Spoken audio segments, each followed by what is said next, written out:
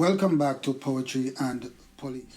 Yes, welcome back to the channel. Enough respect to my loyal subscribers. Respect to the members of the Jamaica Constabulary Force, the firemen, the teachers, the nurses in Jamaica, everybody that helps the wheels turn in Jamaica, all the good law-abiding citizens in Jamaica.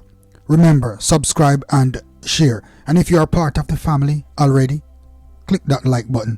It was a former detective of the Jamaica Constabulary Force. I have been watching the news and I have seen the atrocities that has been happening in Jamaica, where massive shootings, people are being unalived, even children. Our children are not in, and can't even live in peace. The children are casualties of this, I will call it war. No. What I see going on here.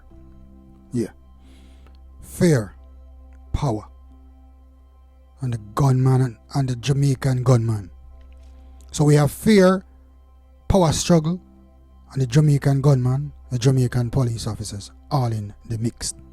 Right? You see, sound of authority.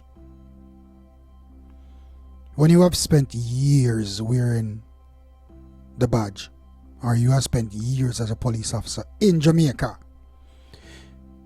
it runs on respect and consequences. And respect out here isn't earned by talk, it's earned by presence. What you can do. I have stood on corners where men looked in the eye and measured me, measuring my courage before they even noticed my gun. You could feel it, like a quiet test between that gunman and you, or the suspected gunman and yourself. If you flinch, you lose. If you stand your ground as a police officer, then you own the street. You are respected for standing your ground as a policeman against these gunmen. So it comes down to respect and fear, power. That Jamaican reality. That's Jamaican's reality. The gunman only fears what he gives, and what he gives is violence and death. So, after all these violence on the streets of Jamaica, Linstead, in Kingston, the curfew is a curtain, not a cure. And I, as a serving member, serving over the years, I never seen the relevance of the curfews. Could never accept the relevance of curfews. Every time there's a flare up, a shooting, like in Linstead and Rockfort, the same move plays out. Curfew does not change anything. Block the road, roll the tape, send the soldiers, call it security. But that's not security, boss. That's theater. That's saving face. The same men the curfew is trying to trap. They slip through the gullies, hide in the unfinished buildings, vanish into bushes, and vanish into communities hidden by the people. Police can't enter without backup, while these gunmen are shielded by the very same people that they are unaliving on a daily basis. Because the people have more respect for those gunmen and more trust for the gunmen than the police. And by the time the curfew lifts, the same gunmen are back on the corner laughing at the headlines, laughing at the police. Yeah, fool them, the man. Curfews calm the middle class, not the murderers. Curfew calms the good law-abiding citizens in the community, not the supporters of criminals nor the criminals. They make it look like order, but it's just silence before the next gunfire. Soon as the police leave, then gunshots start fire again. Who care about the police? Who if it dead, I got dead. You see, the criminal mind is something that is very hard to understand, especially if you're a police who does not know your job. A true Jamaican gunman doesn't fear prison. He fears being forgotten. He fears his 3 points being taken away. Violence is his name, his card, his passport, his proof that he exists. When he alive is someone, his crew, they don't stop the war. They give him a reason to continue. He's crowned king for taking somebody's life. He's lionized for that. And that is what these guys live for. The hype life. Especially if they take out a police officer. The lionization is even heightened to a higher level. Man, a step on now. How can we take that from these men? Never. You see, people, the missing weapon between the people and the police and the government is trust. Yes, trust.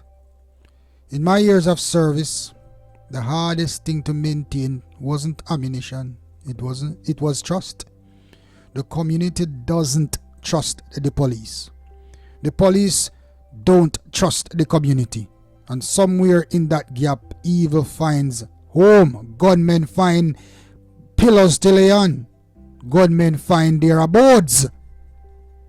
You can't fight crime without information, and you can't get information from people who think you will betray them. So, the gun keeps spinning and both sides keep bleeding. All sides keep bleeding, the police, the people, and the gunmen, until we will rebuild that trust from the top brass to the youths and the block. We are just chasing ghosts under street lights and between zinc fences and lanes and alleys and gullies. What fear teaches. I've seen men who were ruthless turn gentle once they realize the cost of power. I have accosted men who beg for their lives. Please, Officer Blake, do boss. Me know my time, but nobody sir. Do me a big sir. Carry me in, sir. Carry me in, boss. Because at the end of the day, no matter who they destroy, they themselves don't want to be destroyed. The truth is, fear can build peace, but only when it's shared. When the criminals fears justice and the police fears corruption, when every man fears letting his country rot another day, that is the kind of fear Jamaica needs now. Not fear of curfew, not fear of gunfire, not fear of losing our souls, our lives. You see, people, I can finally say, Jamaica doesn't need more curfews. In my time serving as a member of the Jamaica Constabulary Force, I never see the necessity of the curfews. I never see the relevance because they did not work to me. Because first of all, whenever a curfew is about to start, we inform the gunmen. Technically, we were telling them, go and hide your guns, we are coming in. Hide them far, far, far, dig holes and put them in so we don't find them when we drop the curfews. Leave the area before we come. That's basically what we were telling the gunmen. So Jamaica doesn't need curfews, Commissioner of Police, Mr. Minister of National Security. Jamaica needs courage from leadership, from lawmen, from the people who've seen enough death to know it's not victory. Because the gunman might fear death, but what should truly terrify him is a people who stop fearing him altogether. Anytime it comes a time in Jamaica, or day in Jamaica, that the gunmen do not fear the police anymore, but they fear the people in the community, then that is the only way that we will put a true dent in crime and violence. That it is the only way that the cursed gunman will leave his community, because he no longer trusts the community. And if he knows that the community no longer fears him. And until that day comes, And until people start realizing the importance of their civic duties, then crime in Jamaica will never get easier. We have been experiencing a reduction in crime all of last year into now, which I commend the police department for. But as you can see, people, that violence after the election is stepping up. Massive shootings in Linstead and Kingston we have seen that taken the lives of many people, including our children, including the future of Jamaica. And when we see these things happen as a police officer, we have to think, we have to think and ask ourselves the question, are we doing enough? There is reward out for the capture of these men. But is that enough? You have to ask yourself, Mr. Commissioner of Police, Mr. Prime Minister, what will be enough? What will be enough? Fear, gunmen, police. That is what Jamaica has at this point. Leaders who do not care about the police, the people, or the country. How can we create a trust that existed years ago in Jamaica between the police and the people? And I will repeat this because it's the key part of this discussion today, is that whenever the people start trusting the police again, whenever the gunmen in the communities fear the people more than they fear the police, that is where they have a problem, and that will be the start of Jamaicans cleaning out all of the gunmen from the communities. The cleaning up of the start in the community with the people. And when you run curfews, Mr. Prime Minister, Mr. Commissioner of Police, the very God-forsaken, the very law-abiding citizen in the community is under arrest. Because they cannot move freely, and now they start cursing the police because they know that they haven't done anything wrong and they are being treated the same way as the gunmen in the community. This will not force them to give up the gunmen in the community. This will force them away from the police department to trust the gunmen more. They would rather go to the gunmen and say, please stop the war, more than say, police, come and take them out. The Jamaica Constabulary Force has had fatal shootings, and I believe without a shadow of a doubt that these are one of the reasons why our crime level is also going down, because these gunmen, they fear what they give. They give crime and violence, they give death, and they should get same in return. That is what they fear. But even so, they fear the relationship between the people in the community and the police. That is what they fear.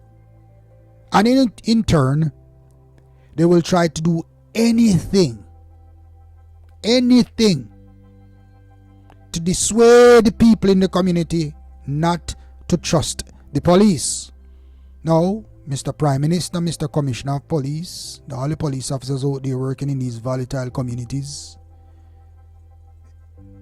we have to do hardcore policing and community policing at the same time. We have to find a bridge. We have to find that bridge, that soft spot, that neutral spot, to get the people on our side. So the gunmen in the community can fear the people more than they fear the police, because they know the people will give them up. And that is the only time that we will see changes in Jamaica. That is the fear I'm talking about.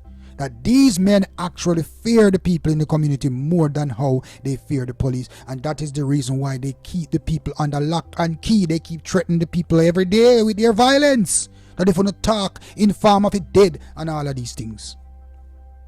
That is the psychology behind gunmen.